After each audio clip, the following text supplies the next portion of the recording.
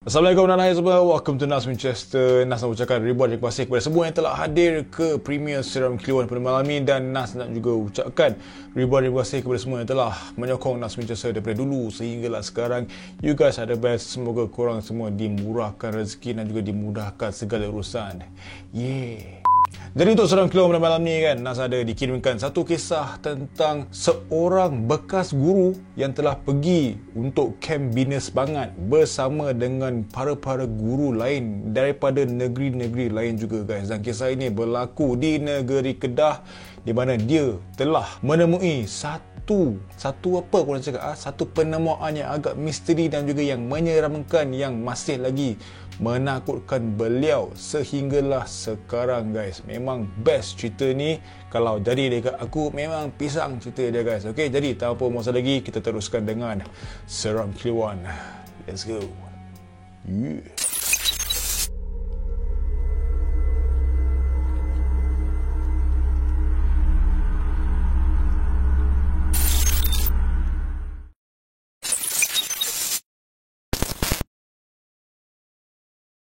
Assalamualaikum Nas dan juga subscribers Nas Winchester. Nama aku Pak Man dan ini adalah kisah pengalaman aku sewaktu mengadakan aktiviti kem Bina Semangat suatu ketika dahulu. Memang dah lama jugalah kisah ini berlaku tapi sampai sekarang masih lagi aku ingat. Kisah ini berlaku pada tahun 1993. Aku ketika itu merupakan seorang guru yang terlibat dengan kem perkemahan Bina Semangat untuk para pelatih perguruan. Dan kem tersebut diadakan di sebuah pulau di negeri Kedah. Minta maaf, aku tak boleh nak dedahkan nama pulau tersebut sebab takutlah timbul apa-apa masalah. Cuma apa yang aku boleh katakan, pulau tersebut dia berdekatan dengan pantai. So, kem itu berlangsung selama 3 hari membabitkan para pelatih maktab dan juga institut perguruan daripada Kedah dan juga Pulau Pinang. Dan untuk diri aku ni, aku terlibat sebagai salah seorang urus setia untuk kem Bina Semangat tersebut. Kem Bina Semangat ini dia berlangsung untuk beberapa hari. Tetapi bila kami sampai untuk hari yang pertama dan juga kedua, tak ada apa yang berlaku Nas. Tetapi pada hari ketiga peserta semua diarah untuk memasang kemah di dalam kawasan hutan sekitar pulau tersebut. Jadi sewaktu kami hendak memasang kemah pada time tu kan, hari sudah pun petang tau. Dan ketika itu juga cuaca agak mendung dan ada tanda-tanda bahawa hujan akan turun dengan selebat-lebatnya. Aku bersama urus setia seramai 15 orang memantau kerja-kerja pemasangan kemah. Yelah, nak tengoklah kod-kod lah betul ke tidak diorang ni pasang kemah ataupun reti ke tidak pasang kemah. So kita nak kena monitor kerja-kerja diorang ni tau. Jadi mengikut jadual kursus hari ketiga itu pada malam berkenaan seramai 100 peserta akan ditempatkan dalam 10 kemah berbentuk segitiga. Dan setiap kemah akan didiami 10 orang peserta. Memang ramai gila Nas pada waktu itu. Ini adalah antara yang paling ramai kumpulan yang kita terpaksa handle untuk kem Bina Semangat tersebut. So pada mulanya jurulatih macam berat hati nak letak 10 peserta dalam sebuah kemah. Yelah, bimbang lah berlaku kejadian yang tidak diingini ke apa kan. Yelah, macam-macam lah kan. Yelah, maklumlah kemah pun terletak dalam hutan kan. Dan jaraknya kira-kira 100 meter dari kem perkemahan yang kita datang pada awal tadi tau. Tetapi pada akhirnya, apa boleh buat, untuk menempatkan 10 orang dalam satu kemah tu pun telah dibenarkan. Yelah, dengan kemah semua dah pasang kan, kalau nak macam-macam kang, banyak pula cerita dia nanti kan, apa ni pula kepala kan. Jadi pada malam itu pada pukul 10 malam, hujan turun dengan lebat sangat. Kilat dan juga petir memang sabung menyambung So, pihak urus setia diarah untuk memanggil semua 100 peserta pulang segera ke kem. Kem yang di mana mereka berkumpul sewaktu kita semua sampai pada hari pertama. So, untuk buat macam tu seramai 15 orang urus setia berpecah. Senang sikit nak buat kerja. Kalau semua 15 orang nak pergi kemah ke kemah macam lambat. So, kita pun terpaksalah berpecah. Aku bersama 2 orang urus setia yang lain dalam satu pasukan. Kami memang berlari meredah hujan lebat sambil membawa lampu suluh meredah suasana yang begitu gelap gelita. langsung tak nampak apa. Cuba korang bayangkan, dengan satu lampu suluh sahaja nak menerangkan dalam hutan tu memang agak susah. So sebaik sahaja kita sampai dekat kemah pertama tu, kami dapati kemah tersebut telah tercabut diterbangkan oleh ribut. Sebab dia punya angin malam tu memang tak boleh bincang guys. Jadi kami beri arahan lah kepada para pelatih supaya terus pulang ke camp. Relax dulu, mungkin tunggu bila hujan dah reda sikit baru kita boleh sambung. Dan kami kemudiannya bergerak untuk mencari pelatih yang lain. Lampu suluh yang dibawa tu memang tak function sangatlah dalam situasi yang macam tu. Hujan yang lebat, ribut, petir, barai semua, keadaan yang gelap kan. Memang seolah-olah kalau suluh lampu tu tak nampak pun apa yang ada dekat depan kita ni. Memang suasana begitulah samar pada time tu. Hujan lebat dan ribut terus membasahi kita orang. Pokok-pokok di keliling kita semua memang bergoyang dengan kuat sekali. Kita orang pun risau juga dengan keselamatan kita kan. Memanglah ini adalah tanggungjawab kita orang semua. Tetapi keselamatan sentiasa menjadi satu keutamaan kami semua. Tapi kami semua bertawakal dan juga berdoa agar kami semua akan selamatlah. Jadi kami terus berlari mencari pelatih yang lain. Dan semasa sedang mencari kemah seterusnya, kami terjumpa satu jalan tar yang sempit. Macam agak pelik, tiba-tiba dalam hutan ada satu jalan tar pula kan. Lain macam ni, betul tak? Jadi kami terus menyusuri jalan tar tersebut meredah hujan yang lebat. Kita orang just redah sahaja tanpa tengok kiri kanan. Kami hanya mengikuti jalan tar yang sempit itu. Mungkinlah akan membawa kita kepada kemah-kemah yang lain. Jadi sambil kita duduk jalan-jalan ikut jalan tar tersebut, bukan jalan tar KL okey, korang jangan fikir macam-macam, tahulah kan, raya kan, okey, tapi ini jalan tar yang sempit itu telah membawa kami mendaki ke puncak bukit. Dan setelah 15 minit kami mendaki, dalam kesamaran cahaya kilat kami ternampak sebuah villa setingkat terletak dekat situ. Seolah-olah jalan tar yang sempit kita jumpa dalam hutan itu adalah jalan untuk menuju ke villa tersebut. Reka bentuk villa itu agak lama lah, agak klasik lah, seperti rumah orang kaya zaman-zaman dahulu. Mungkin korang boleh bayangkan lah macam mana rupa villa itu. Dan kami juga nampak ada sebuah kereta klasik yang diparking dekat halaman rumah tersebut. Dan daripada luar kami boleh nampak lampu dan juga televisyen masih lagi terpasang. Bila kami jenguk kat dalam villa melalui tingkap tu, kita orang nampak pelbagai perabot antik yang mahal-mahal, semuanya tersusun kemas. Ibarat macam, wow, ada orang tinggal dalam hutan ni hebat kan, lain macam kan. So kita pun macam pelik, tapi pada masa yang sama kita macam terkesima sekejap. Jadi kami pun teruslah pergilah dekat depan pintu villa tersebut dan memberi salam beberapa kali. Dengan kita orang ni dalam keadaan yang begitu sejuk, memang menggigil lah cerita dia. Tetapi bila kita bagi salam, tak ada orang pula yang menjawab. Tak nampak pun sesiapa di dalam rumah yang besar itu tau. Hujan masih lebat dengan angin yang kuat. Kita orang terpaksa membuat keputusan untuk berteduh di beranda villa berkenaan. Dan kebetulan pula di tepi beranda itu ada tandas. Sebab risau kan, kena demam ke apa kan, sesama sebab mandi hujan. Kita orang bertiga ni bergila-gila ni dalam tandas itu. Bila kita fikir balik kan, selamba sangat kita orang kan, main selamba redah dia mandi kat toilet rumah orang. Tapi nak buat macam mana? Pada time tu kita dah dalam situasi yang agak genting lah cerita dia. Setelah dah settle bermandi-manda dalam toilet rumah villa tu, kami teruslah menanti di beranda villa itu. Berbual-bual lah, sementara menunggu hujan untuk reda tau. So that selamat sikit lah bila kita nak pulang ke camp kita kan. Tapi sambil duduk borak-borak dekat beranda villa tu, kita macam heran jugalah. Macam mana pula apoi tuan rumah villa ni kan. Semua terpasang, lampu terpasang, televisyen terpasang. Kita orang siap mandi lagi kan, bising-bising bagai semua. Tak ada pula tuan rumah keluar rumah ni kan. Nak cek siapa pula yang mandi dekat toilet rumah aku ni kan. Sebab sejak kami sampai dekat villa tu, kita memang tak nampak sesiapa pun. Pintu rumah dia sedikit terbuka tau, okay? Lampu menyala dan televisyen pun hidup.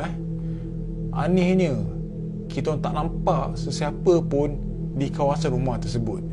Yelah, cuba korang bayangkan sampai dekat villa tu, dah siap mandi bagai semua, lepak dekat beranda, tak ada kedengaran ataupun rasa kehadiran orang dekat dalam rumah tersebut, dekat luar ke dekat dalam, kat ruang tamu kan, dengan televisyen terbuka, tetapi tak ada sesiapa pun. Nampak gaya macam rumah villa keluarga tau, sebab kawasan dia agak besar. So untuk kalau adalah penghuni yang duduk dekat situ seorang-seorang, macam agak pelik. Dan walaupun pintu villa tu macam tak terkunci, kita orang still macam tak beranilah nak masuk dalam villa tu. Sebab yalah, kan tertiba kantoi ke apa kan, dituduh menceroboh pula kan. Takutlah bila kita masuk je dan pula ada orang keluar ke apa kan. Kita orang tak nak benda itu berlaku. So kita pun just macam menghormatilah. Kita cuba memberi salam lagi sekali, tetapi tidak ada sesiapa sahaja pun yang menjawab. Mungkin boleh jadi dia tak dengar orang bagi salam sebab hujan tengah lebat pada time tu kan. Sangka baiklah orang kata. Jadi kami pun teruslah bersembang di beranda kat villa tersebut, lepak-lepak sikit ke apa kan. Ada member pula pasang rokok pada time tu kan. Member dah sangat aku tak ada rokok kan. Yang seorang lagi pula nak isap rokok, tapi dia punya kotak rokok pula boleh basah. So pisang member. So semua stok tong-tong je lah, satu batang seorang kan. So sepanjang kita ada dekat beranda tu kan, borak-borak, share isap rokok kan, pancung-pancung kan, kita orang langsung tak terasa pun masa berlalu begitu pantas. Tahu-tahu je lepas dah habis borak sakan bagai semua, hujan pun mula untuk berhenti dan kami pun turun semula dan terus menuju ke arah kem kami. Cuma dekat sini Nas, apa yang betul-betul menakutkan aku sewaktu itu, semasa kita nak patah balik tu untuk pulang ke kem, disebabkan aku rasa sesuatu macam aneh terhadap villa tersebut. Aku macam nak tahu something. Aku ni ada macam perangai ingin tahu, sikap ingin tahu. Jadi aku pun tolehlah ke belakang. Okay, sambil-sambil jalan tu, kita ikut balik jalan tar yang sempit tadi, aku pun toleh ke belakang memandang ke arah villa tersebut. Dan kalau kau nak tahu Naz, sebaik saja aku toleh ke belakang kan, apa yang aku nampak adalah satu pemandangan yang hampir buat aku menjerit apabila aku ternampak terdapat sebuah keluarga terdiri daripada sepasang ibu bapa, seorang kanak-kanak lelaki dan juga seorang kanak-kanak perempuan berdiri di tingkap dalam rumah tersebut memandang tepat ke arah mata aku. Dan yang lagi buat aku rasa takut apabila keluarga tersebut dengan air muka diorang seolah-olah tidak bernyawa, pucat lesu, secara serentak melambaikan tangan mereka ke arah aku. Aku terus jam Nas bila aku nampak itu. Aku terus merasai tubuh badan aku rasa macam nak lumpuh lepas apa yang aku nampak. Cuma Alhamdulillah, nasib baiklah aku tak padam. Aku pun teruslah panam balik ke hadapan dan teruskan perjalanan untuk pulang ke camp. Yang member aku lagi dua orang ni, dua lagi cikgu ni, diorang tak tahu apa-apa. Diorang macam pelik lah, macam Man, apa kau ni? Jomlah balik kan, kau nak tertonggok-tonggok tengok rumah tu buat apa lagi kan? Aku tak buka mulut ceritakan dekat diorang sebab risau tiba-tiba pengsan ke apa, pisang aku nak angkat nanti. Jadi sebaik sahaja kami sampai ke camp, jurulatih bertanya ke mana kami menghilang. Sebab semua pelatih sudah pun balik sejak awal tadi. Jurulatih pun macam heran jugalah, mana pula kita pergi kan? Hanya kami bertiga yang menghilang sejak pukul 10 malam tadi sehinggalah lewat malam. Sebab ada kata seorang jurulatih, dia bersama urus serta yang lain puas mencari kami di segenap penjuru hutan tetapi tak jumpa pun. Kalau nak katakan sesat, kawasan hutan itu tak adalah luas and dekat dengan pantai, betul tak kan? Kalau terasa sesat ke apa, bolehlah ikut ataupun dengar bunyi pantai dan juga pergilah kat pantai terus kan, kok boleh jumpa kat sana. Tapi apabila mereka pergi ke pantai pun tak ada juga. Diorang macam heran, Dah nak pusing satu hutan dah ni, tapi tak jumpa-jumpa juga 3 ekor mangkuk ni, which is kita orang bertiga ni lah. Jadi apabila jurulatih tu berkata macam tu, kita orang pun ceritakanlah kepada jurulatih yang kami berteduh di beranda sebuah villa di puncak bukit sementara menunggu hujan teduh. Dan kami beritahu jugalah yang kami sempat menumpang mandi di tandas luar villa tersebut sementara menunggu hujan reda. Dia pun macam korang ajar korang ni kan, pergi rumah orang main selamba badak je mandi, tak erti malu kan, nak siap lepak lagi kat beranda rumah villa tu. Jadi sebaik sahaja dia tengah dengar cerita kita orang ni, sambil tu jugalah dia menggeleng-gelengkan kepala.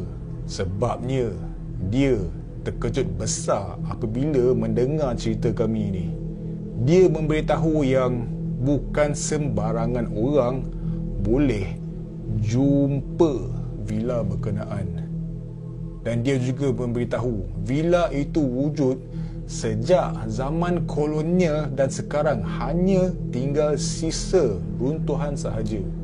So boleh bayangkan dah berapa lama villa itu menapak dekat atas bukit dalam hutan tu.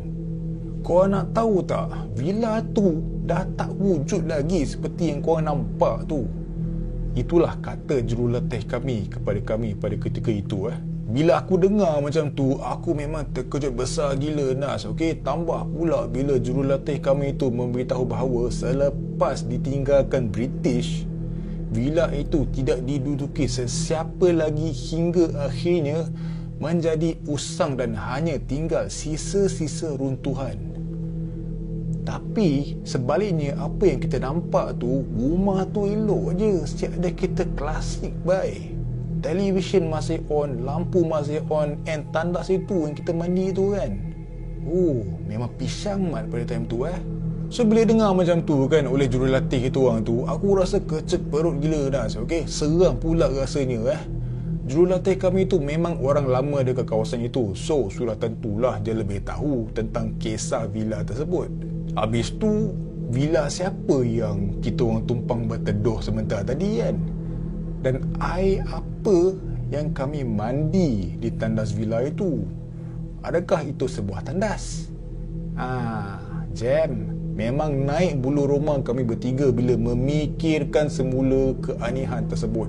Macam tak mungkinlah aku bermimpi sebab dua lagi member aku ni pun alami benda yang sama, nampak benda yang sama. Kami nampak jelas sebiji villa itu dan juga isi di ruang dalamnya. Perabot antik yang mahal harganya dan juga televisyen, lampu semua, set nampak dapur bagai semua komplit. Kalau orang nak pindah rumah, masuk je, bawa bantal busuk je lah orang kata. So macam mana sebuah villa zaman kolonial yang kami jumpa dan berteduh dikatakan tidak wujud lagi? Satu persoalan yang masih tak dapat aku nak rungkaikan sehingga sekarang. So sejak kita pulang dekat kawasan perkhemahan kita orang tu kan, adalah rakan-rakan guru lain yang sama-sama mengajar dengan aku. Dia bertanya tau, ada jumpa villa lama tak dekat situ? So bila dia dah tanya macam tu, aku pun apa lagi, aku ceritakanlah semua dia. Bukan setakat jumpa, malah aku sempat mandi melihat perabot antik dalam villa itu sekali. Terasa belagak sekejap pada time tu. Memang terkejutlah guru-guru yang mendengar cerita aku tentang villa itu kan.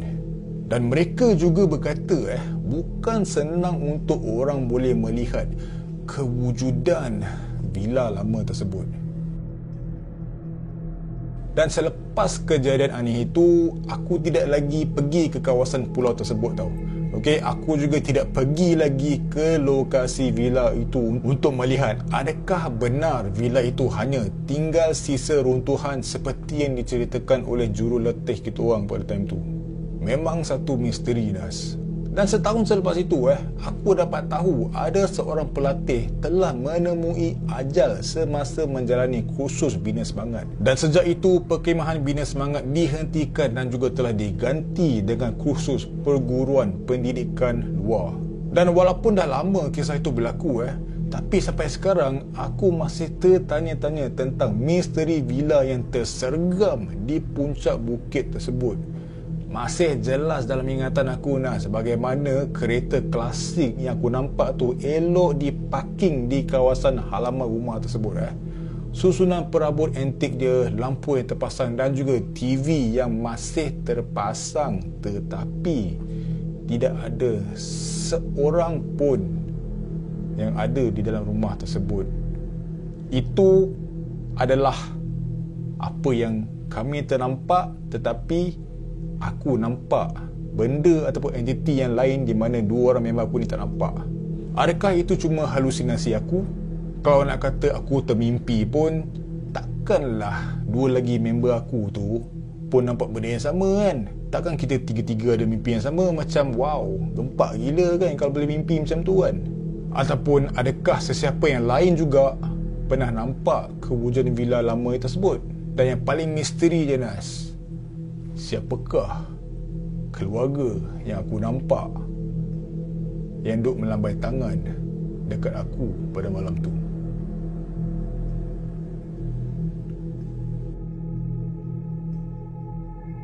Dan itulah dia guys, kisah yang disampaikan ataupun dikongsikan oleh sahabat kita yang bernama Pak Man semasa dia pergi untuk Camp Bina Semangat di negeri Kedah, di sebuah pulau di negeri Kedah, di mana dia sudah nampak villa lama dekat dalam hutan. Ada jalan tar kecil pula boleh sampai kat villa tu kan, saya boleh mandi lagi kan. Yang peliknya di penghujung cerita tu, rumah itu sebenarnya telah jadi sisa runtuhan tinggalan British pada satu ketika dahulu. Cuma yang misterinya, siapakah keluarga tersebut dan mengapakah hanya Pak Man sahaja nampak keluarga yang duk melambai-lambai tangan dekat dia, tapi bukan dua orang rakan dia. Memang bermisteri, memang menyeramkan. Nas berharap korang terhibur dengan kisah seram Kliwon malam ni, dan Nas juga hendak mengucapkan ribuan terima kasih kepada semua yang telah hadir ke premier seram Kliwon pada malam ni. You guys are the best. Kepada korang semua, jangan lupa tekan butang like, share dan juga subscribe. InsyaAllah kita berjumpa di next premier. As always guys, never stop creating. Stay safe, stay healthy. Assalamualaikum. Bye bye.